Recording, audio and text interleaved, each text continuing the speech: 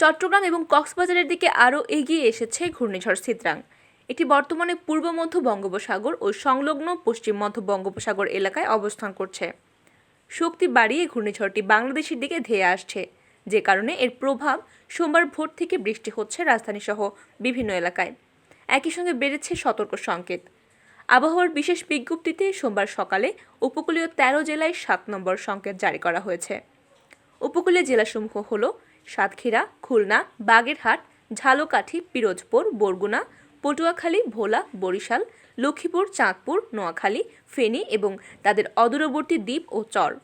এসব জেলা ও চরের নিম্নাঞ্চল স্বাভাবিক জোয়ারের চেয়ে ৫ থেকে ৮ ফুট বেশি উচ্চতার বায়ুতাড়িত জলোচ্ছ্বাসে প্লাবিত হতে পারে বলে সতর্ক করে দেওয়া হয়েছে। মোংলা ও পায়রা সমুদ্র বন্দরে ৪ নম্বর স্থানীয় হুঁশিয়ারি সংকেত নামিয়ে তার পরিবর্তে ৭ নম্বর বিপদ সংকেত দেখাতে বলা হয়েছে। চট্টগ্রাম ও কক্সবাজার সমুদ্র বন্দরে ৪ নম্বর স্থানীয় হুঁশিয়ারি সংকেত নামিয়ে তার পরিবর্তে ৬ নম্বর বিপদ সংকেত দেখাতে বলা হয়েছে।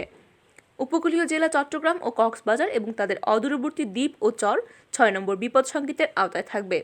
সাতক্ষীরা, খুলনা, বাগেরহাট, ঝালকাঠি, পিরোজপুর, বরগুনা, পটুয়াখালী, ভোলা, বরিশাল, লক্ষ্মীপুর, চাঁদপুর, নোয়াখালী, ফেনী, চট্টগ্রাম ও কক্সবাজার জেলার নদীবন্দরে ৩ নম্বর নৌ বিপদ সংকেত দেখাতে বলা হয়েছে। ঢাকা আবহাওয়া অফিসের আবহাওয়াবিদ আব্দুর রহমান জানিয়েছেন, এটা এখনও ঘূর্ণিঝড় অবস্থাতেই আছে। আমরা ৩ ঘন্টা পরপর আপডেট দেব। আমাদের হাতে এখনও ২০ ঘন্টা থেকে ২৪ ঘন্টা সময় আছে। উপকূল অতিক্রম করার সময় গতিবেগ ১০০ কিলোমিটার থাকবে বলে মনে করা হচ্ছে।